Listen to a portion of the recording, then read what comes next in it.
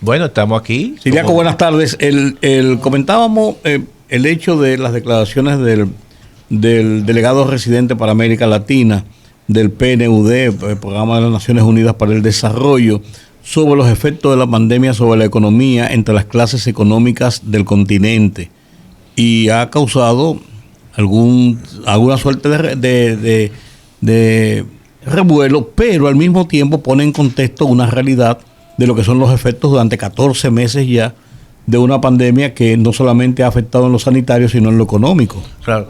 No, evidentemente, Rudy y don Giorgi, hay sectores que son claramente ganadores en esta pandemia. O sea, nadie buscó la pandemia. Eso es una realidad. Los chinos. Bueno, eso forma parte de las especulaciones, vamos a decir. No, es cierto, o sea, hay hipótesis. Hay tesis sobre eso. Sobre eso, ¿no? Sin embargo, déjame decirte lo siguiente, que en ese sentido uno encuentra que los sectores tecnológicos le ha ido muy bien. Muy bien. A tal punto que... A las ARS le ha ido muy bien. No, también. A los sectores vinculados con los sanitarios también le ha ido muy bien. Y a los sectores también vinculados con la comida, porque cuando ocurre esto, los presupuestos generalmente de los hogares se concentran en dos actividades, dos renglones. La gente protege la comida, el gasto en alimentos, y la gente también protege la salud. Por eso uno veía que había que hacer cola para entrar a los supermercados, y también había que hacer cola para uno comprar una mascarilla. En un momento determinado, una mascarilla costaba 250 pesos. Sí. Y hasta 300 pesos. Ahora está costando 30 pesos y 25 pesos. ¿Qué significaba eso? ¿Qué significó eso? Que esa diferencia tan grande de 250 pesos, 275 pesos, era una especie de un margen adicional de beneficio. Y eso duró prácticamente durante más de casi un año. Y todo eso también implicó para las grandes farmacéuticas beneficios extraordinarios. A tal punto que el grupo G7 se reunió recientemente y precisamente él le ha acordado poner un impuesto mínimo global básicamente a la tecnológica, y que son las 5 prácticamente empresas norteamericanas cuyas residencias se han deslocalizado y se han ido para Irlanda, porque allí las tasas impositivas son prácticamente 12.5, la tasa corporativa. Eso por poner un ejemplo, pero también aquellas empresas de multimillonarios latinoamericanos, como el caso, por ejemplo, de Slim, que es prácticamente dueño de una cantidad importante en todo el mundo de negocios vinculantes con las telecomunicaciones y la provisión de internet. Todo eso son empresas, de una forma u otra, sectores que se han visto altamente beneficiados. Entonces, lo que ha generado la pandemia es una especie de grupo muy selecto, como le llaman incluso los mismos organismos internacionales, súper ricos, que prácticamente han concentrado gran parte de todo este proceso. Claro, hay que decir que tenían su negocio ahí y no se buscaron la pandemia. Uh-huh. Eso evidentemente que ha sido así, pero también eso lo que desvela una situación donde ahora que se requiere algún esfuerzo, porque la gran mayoría de los países se endeudaron, entonces le dicen los gobiernos, mira, por favor, gran parte de esos beneficios vamos a compartirlos. Los estados, incluso aquí mismo, la Dirección General de Impuestos Internos prorrogó una serie de impuestos, de pagos impositivos a pequeñas empresas, tomando en consideración que esta pandemia afectó parte importante del tejido empresarial en la República Dominicana, de pequeñas y medianas empresas. Pero también hay otros sectores que le ha ido bien, en el sentido de que los bancos centrales le pusieron dinero barato para luego entonces colocarlo a las empresas, al público, y el margen evidentemente fue un margen bueno. y eso le permitió también tener números positivos. De los pocos y de las pocas actividades que durante toda la pandemia tuvieron números positivos, el sector financiero, no solamente en la República Dominicana, en todo el mundo le ha ido muy bien. Porque toda esta situación de la pandemia provocó que mucha gente tuviera que cesar, muchas empresas cerraron sus operaciones, pero se quedaron con costos y tuvieron que pedir deuda, créditos, entonces se endeudaron. Todo esto yo pienso que en la medida que la economía ahora se está reactivando, entonces los gobiernos le están pidiendo a esos sectores que por lo menos se sacrifiquen. Porque déjame decirte una cosa, hay un tema que yo creo que va a estar muy presente para los próximos años, que es el tema de la deuda. Recientemente, en esta semana, el ministro de Hacienda de la República Dominicana habló de la estrategia del manejo de pasivos, que yo creo que es correcto dentro de los márgenes que hay, porque tú no puedes decir, bueno, la deuda la voy a reducir porque tengo más ingresos.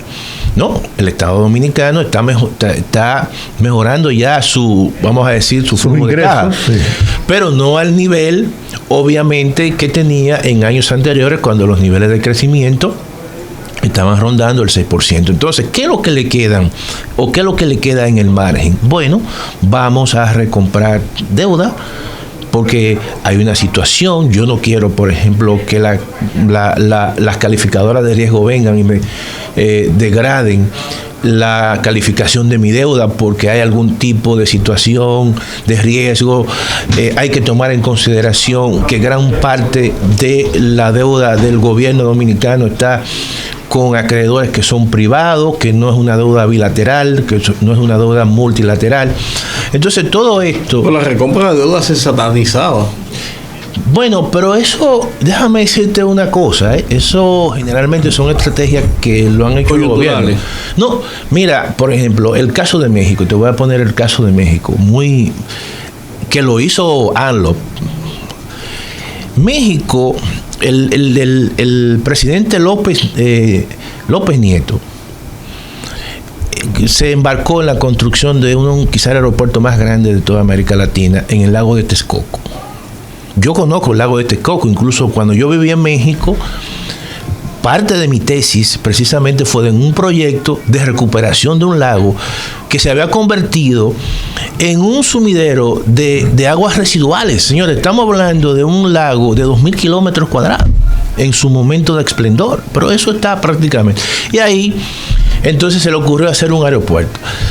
El gobierno mexicano emitió 40,000 millones de dólares, señores. Y de repente, cuando viene ANLO, paralizó eso. ¿Qué hicieron entonces los tenedores de esos bonos? Dijeron, espérate, se asustaron.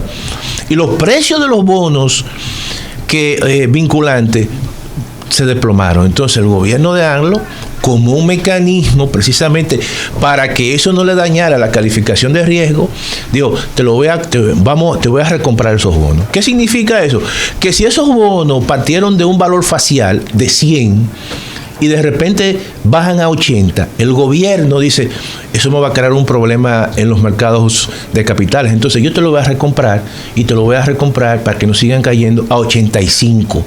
Y entonces eso mejora la confianza y además le permite al gobierno renegociar plazos y tasas de interés. Entonces aprovecha, te dice, mira, la ganancia tuya es que te lo voy a comprar o te lo voy a por encima del precio de mercado. Bueno, lo que hizo con la refinería de la República Dominicana, que compró al 52% las acciones de Venezuela. Claro, entonces es un negocio de ganar.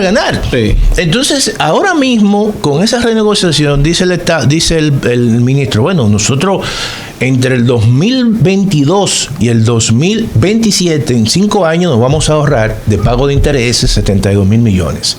Claro, él está pensando, como el precio de esos bonos han venido bajando, entonces, espérate, si siguen bajando, eso va a generar una situación embarazosa al país en términos de calificación de riesgo. Tú tienes que tener la liquidez para hacerlo. No, pero claro, pero tiene ahí recursos. ¿Cuánto el Banco Central tiene reserva? 13,000 millones. Entonces, tú entiendes, hay recursos incluso que se tomaron prestados que que no se estaban utilizando incluso.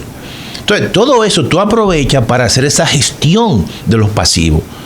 Que algunas personas dicen, bueno, pero está bien, lo que al final no te resuelve el problema. Exactamente, no te va a resolver el problema de largo plazo, pero te va a aliviar a ti como gobierno en los próximos 4 años, con un horizonte intermedio de tú pagar menos de intereses y tú utilizar esos recursos para aumentar la inversión. Eso, la recompra de la deuda de Venezuela con Petrocaribe, claro, fue esa. Sí, aprovechó una situación. Claro.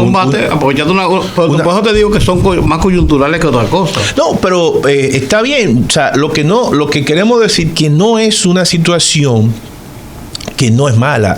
Tú aprovechas la coyuntura, claro, no te va a resolver el problema estructural que hay, pero por lo menos te va a aliviar en un tiempo corto. Porque la gente alguna vez dice, bueno, a lo mejor yo puedo durar 4 años. Y el que venga que arregle. Son cosas así, tú no sabes cómo es una responsabilidad de Estado. Claro, sí. Así es. Mira, doctor, la inflación interanual sube en mayo 5% en Estados Unidos, al mayor ritmo de los últimos 13 años. ¿Qué efecto puede tener eso en América Latina y en nosotros? Obviamente, mira, eso no es bueno. Nosotros tenemos un gran intercambio comercial. Incluso eso significa que nosotros vamos a seguir importando inflación. Uh-huh. Claro, porque cuando tú le compras a Estados Unidos, eso se va a reflejar en un mayor costo de importación, o sea, en términos de productos mucho más caros. Y eso verdaderamente influye en términos de que todas esas importaciones que tú puedas traer de allí van a ser mucho más costosas y van a tener un efecto de transmisión. Y eso obviamente que no es una buena noticia. Uh-huh. El caso de Estados Unidos es una economía que verdaderamente se está sobrecalentando. Porque estamos hablando, señores, mira, se está negociando un estímulo de 4 billones. Uh-huh. Y se está hablando, eso es una cosa extraordinaria, señor. La gente no se puede imaginar. Porque la economía norteamericana, por su característica, por el tamaño de la economía norteamericana, va a terminar con un crecimiento de 6.5. Para una economía grande, crecer 6.5 es una cosa verdaderamente importante, porque tradicionalmente las economías grandes un 2, un 3, 3.5, que es lo normal en cierta manera. Por aquí, en ese sentido, también nosotros nos vamos a beneficiar positivamente. Porque ¿qué es lo que está ocurriendo también? Es que la cantidad de dólares que se ha emitido, el balance de la Reserva Federal, que prácticamente anda por los 8.1 billones, una cantidad de recursos en el mundo en dólares. Y eso, en cierta manera, ha significado una disminución del precio del valor del dólar. Muchas materias primas en el mundo se cotizan en dólar. Entonces, si yo vendo petróleo y yo doy petróleo y me dan $1 cada vez más devaluado, ¿qué yo hago? Que aumento el precio del petróleo. Claro. Uh-huh. O aumento el precio de la materia prima que yo estoy cotizando en dólares. Uh-huh. Y eso entonces no es una buena noticia para países como la República Dominicana. Ahora, hay países como, por ejemplo, algunos países de América del Sur, que son países que dependen mucho de commodities, el caso de Argentina, que todo esto le está beneficiando, o el caso, por ejemplo, de países que, como Ecuador o el mismo Venezuela, que el precio del petróleo se incrementa, el precio del petróleo está ya a $70 el barril. Entonces eso evidentemente que es una situación que para nosotros no nos conviene, pero para otros países que obviamente venden petróleo y venden otro tipo de materia prima cuyos precios están al alza, les va a convenir. Doctor, la economía dominicana, según organismos internacionales, el propio Banco Central, claro, va camino a la recuperación. Sí, claro. Con paso firme, lento, pero paso firme. Creo que solamente Panamá... Sin prisa, pero... sin pausa. Sin pausa, pero... Panamá es la otra economía de Latinoamérica que también apunta hacia la recuperación. Blanco Canto, un empresario turístico, acaba de hacerle un llamado al político del PLD, Domínguez Brito, a no jugar con los empleos del sector turístico. ¿Por qué dice eso? Porque Domínguez Brito ha hecho un llamado para que se exija en la República Dominicana el que todo extranjero que entre a la República Dominicana o dominicano también tenga obligatoriamente que presentar una prueba del PCR negativo. Entonces, México no exige eso, que es nuestro principal competidor en turismo. ¿Qué podría afectar eso, el flujo turístico, tomando en consideración, según Blanco Canto, de que el 70% de los turistas que en este momento están llegando al país proceden de los Estados Unidos, donde ya un 90% de la población está vacunada? Mira, yo creo que ¿podemos jugarnos con el turismo? No, yo creo lo siguiente. Yo pienso, Giorgi, que la prioridad de nosotros es vacunar a nuestros ciudadanos. En la medida que tú avances en el proceso de vacunación de la población dominicana y que cuando se pase del 50%, que exista una especie de inmunidad de rebaño, entonces yo creo que nosotros no vamos a tener el temor de que una persona pueda venir porque ya nuestra población está protegida. Entonces, ¿qué ocurre? Yo pienso que todavía el sector turismo, por más que tú le puedes poner restricciones o no le puedes poner restricciones, pero eso no va a acelerar. Eso no va a ser un efecto de aceleramiento de que vengan más turistas a la República Dominicana. Estados Unidos mantuvo a nosotros. Claro, y tú sabes qué ocurre. Es que en la medida que esos países vayan vacunando, y a esos países, muchos de ellos, en su gran mayoría, incluso países desarrollados, están más retrasados que nosotros en el proceso de vacunación. La República Dominicana está entre los 5 países con una mayor tasa de vacunación. Entonces, lo que nosotros tenemos que hacer como prioridad, que yo creo que es lo correcto que se está haciendo, es vacunar a la población dominicana. Esa es la responsabilidad de nosotros.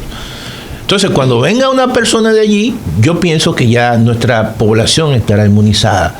Y eso es para mí. Lo otro es sencillamente algún tipo de discurso para llamar la atención, pero no creo que el hecho de que tú le pidas una prueba PCR o no se la pida, eso va a incrementar o no la entrada de turistas a la República Dominicana. El turista lo que va a decir es, y por lo menos eso es lo que uno observa, ¿cuál es la tasa de vacunación en ese país? Claro. Si es baja, no va a ir. Yo quiero ir a un lugar donde yo tenga garantía de que no me voy a contagiar. Claro, entonces eso es tan simple como eso.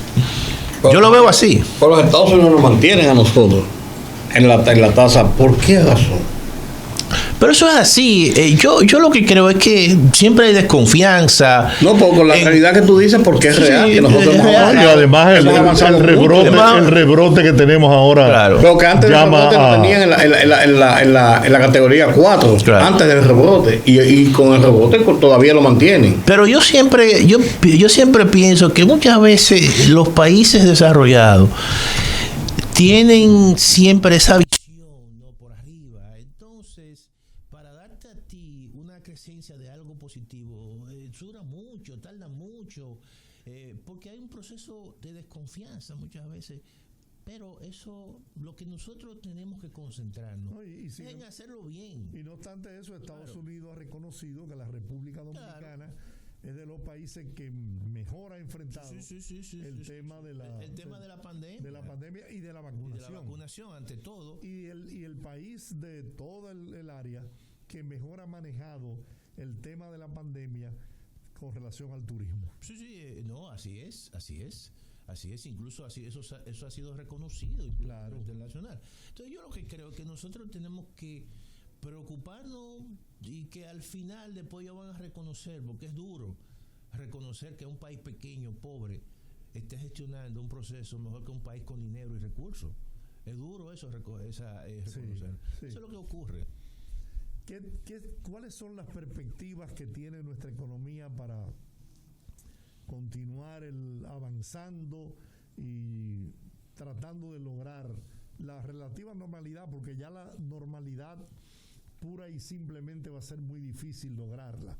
Pero siempre tendremos el temor, estaremos siempre precavidos, ¿no?, para no contagiarnos. Claro. ¿En qué renglones debe la República Dominicana poner mayor énfasis para que esta economía siga creciendo? No, yo pienso que definitivamente, Giorgi, la receta mágica no está en la economía. Yo pienso que la solución está vacunación, más vacunación, más vacunación, más vacunación. En esa medida, eso es lo que va a generar una confianza entre todos nosotros, entre la gente, entre los sectores. Y yo creo que eso es lo que va en un momento determinado a determinar, vamos a decir, valga la redundancia, de que la gente se dé cuenta de manera espontánea que ya estamos totalmente inmunizados. Eso es así. Pero eso es con relación al turismo. No, pero no solamente con relación al turismo, sino con otros sectores, porque déjame decirte lo siguiente. Nosotros tuvimos que establecer otra vez un toque de queda por una situación de un tercer rebrote. Entonces, fíjate, eso no solamente afectó al turismo, eso ha afectado a todas las actividades prácticamente, porque las actividades nocturnas, vespertinas, eso están operando prácticamente a su nivel mínimo de capacidad. Tú tienes incluso que en las actividades normales tienes que sino cerrar tu establecimiento a las 6 de la tarde. ¿Tú entiendes? Quizás 2 horas antes, y sábado y domingo. Entonces, eso no solamente está afectando al turismo. El turismo, obviamente, que depende de otras cosas. Eso está afectando a actividades internas. Déjame decirte lo siguiente. Nosotros hicimos, y eso quizás lo vamos a presentar en un medio de comunicación, un trabajo donde para ver exactamente y contrastar las informaciones del Banco Central. Y agarramos todas las informaciones de las ventas totales que reporta la Dirección General de Impuestos Internos y comparamos prácticamente cada uno de los meses que hay información, enero con enero del 2019, no con el 2020, febrero. Sí, porque el 2019 es un y al final te está diciendo que sí, que hay un proceso obviamente positivo de reapertura de la economía, de recuperación de la economía. O sea, que ha sido manejada correctamente. No, yo pienso la economía en tiempo de pandemia. No, yo pienso que sí. Yo pienso que, mira, no es fácil. Estamos lidiando con la crisis económica quizás más impactante, quizás en tan poco tiempo, desde la crisis del año 1929. O sea, porque estamos precisamente lidiando con una crisis que no viene ni de una crisis monetaria, ni de una crisis bancaria, ni de una crisis de un exceso de gasto del gobierno. Es una crisis sanitaria. Por lo tanto, yo como economista tengo que lidiar, tú como comunicador, Rudy como comunicador, pero nosotros no tenemos solución. Es la investigación, es la ciencia, es la medicina, que en tan poco tiempo ha tenido que hacer un esfuerzo importante porque el mundo se ha sentido arrodillado para entonces sacar una vacuna, y que salen todas esas vacunas con muchísimas hipótesis que se han potenciado en las redes sociales, de que si te la pone entonces un chip, entonces se combina con lo religioso mágico, y entonces todo eso no es tan fácil lidiar con los seres humanos. Tenemos que apoyar el desarrollo agropecuario en el país. La agropecuaria tiene que ser una actividad siempre de seguridad nacional. Y eso se ha demostrado en todos los tiempos de crisis. Yo creo que aquí se ha gestionado bien, en el sentido que se le ha dado recursos, se le ha apoyado. Bueno, ahora mismo hubo unas 5,000 millones de pesos a tasa cero. Y hay que mantener todo eso. Déjame decirte, hay que mantener todo eso. Ahora yo me porque pregunto, al final, déjame decirte que es el responsable de alimentar prácticamente a la población dominicana, y además ser autosuficiente, que eso representa... y que cubre el 85% de la demanda de la población dominicana. Y eso, déjame decirte que eso es un... Yo me he quedado sorprendido, doctor, de que la República Dominicana apenas produce ajo para abastecer el mercado nacional durante 2 meses del año. La producción de ajo que se da solamente en Constanza y su punto máximo es en julio. No, pero en Constanza es... San Juan de la Maguana, en alguna la zona alta. En San Juan se produce más la cebolla, habichuela, cebolla y una parte también de arroz, pero básicamente habichuela y cebolla. Pero la cebolla de mayor productividad se genera en la línea noroeste. Pero oye, eso es algo que este país, la isla, pero los 48,000 kilómetros cuadrados, la isla se comporta como un continente. ¿Usted sabía que de cada 10 tazas de café que usted se toma, 8 son producidas con café importado? Cuando este país, en años atrás, no muy lejano, era un exportador de café. Te voy a dar un dato. Y gracias al esfuerzo que ha hecho el sector privado, llámese Industrias Vanilejas del Café Santo Domingo, valga la publicidad, es que tenemos una industria cafetalera en proceso de recuperación. Y no se sorprenda porque a la vuelta de 4 o 5 años, la República Dominicana volverá a ser exportadora de café. Pero oye, están sembrando nuevas variedades de café resistentes a las rollas. Pero déjame decirte lo siguiente, en los años 90, ¿tú sabes cuánto era la producción nacional de café? Sobrepasaba el millón de quintales. ¿Tú sabes cuánto Costa Rica produce? Pero ¿tú sabes cuánto es la producción ahora de café? 200,000 quintales. 200,000 quintales. Y es mucho porque estaba produciendo 100,000. Sí. Entonces, lo que ha ocurrido es que también ha habido en la parte de los cultivos tradicionales, el caso del café, el caso del cacao, que no se le, en cierta manera, tampoco hubo una respuesta estatal para cambiar incluso como dicen, las cepas, ¿no? Las variedades. Entonces, eso los rendimientos cayeron.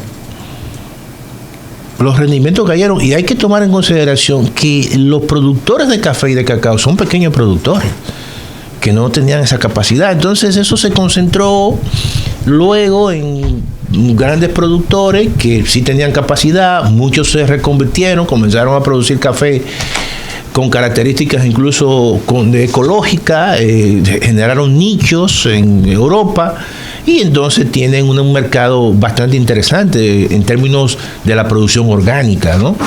Pero en términos de la producción extensiva de esos productos, evidentemente que no hubo un esfuerzo, eran pequeños productores y eso hay que retomarlo en ese sentido. La industria agrícola es... No, la industria agrícola es, yo vuelvo y reitero, una industria que debe ser una marca país. Sí, sí. Por ejemplo, la piña, yo me enteré, nosotros que éramos grandes productores de piña, exportadores incluso, apenas estamos produciendo centavos en la exportación de piña. Nosotros... Costa Rica, que la empresa que producía piñas aquí en el país se trasladó a Costa Rica. La DOL exporta $1,200 millones en piña, que podríamos estar exportándolo desde la República Dominicana. Pero también hay otra cosa que no se puede perder de vista. Mientras Costa Rica exporta ese monto, sin embargo, nosotros hemos tenido una demanda adicional que no ha tenido Costa Rica por el turismo, y una parte de la producción tú la vendes directamente. Entonces, todos esos son elementos que esos países no han tenido, que en cierta manera a los dominicanos y a los productores dominicanos le ha favorecido, porque si tú de repente exportaba a Estados Unidos y ahora vienen los turistas y tú lo vendes aquí, te economiza el flete. Y eso es lo que está ocurriendo con algunos renglones que no, incluso eso hace que el encadenamiento de la agricultura en el país sea mucho mayor que en los países centroamericanos, porque eso incluso no es malo tampoco, porque eso permite que otras industrias se puedan potenciar. Eso hay que verlo en ese sentido. Somos autosuficientes en pocos renglones de la agricultura. Nosotros éramos exportadores de carne vacuna. En los años el arroz 80. es uno de ellos, gracias a Dios. Bueno, somos autosuficientes. El arroz, porque también hay una demanda que el dominicano Sin embargo, tenemos que comprar algunas cantidades de arroz por el asunto del Tratado de Libre Comercio. Sí, generalmente en los contingentes se presentan los excedentes, entonces nos toca a nosotros, no solamente arroz, también habichuela. Habichuelas, sí. Bueno, doctor, gracias. No, a ustedes. Así que nos encontramos la semana que viene. Si Dios quiere. Agradable conversación con el próximo decano de la Facultad de Ciencias Económicas de la Universidad Autónoma de Santo Domingo. Los dejamos con el comentario de Orlando Gil y nos despedimos hasta mañana a las 5, donde estaremos media hora de comentarios y el viernes de Bellonera. Se abren las ventanas.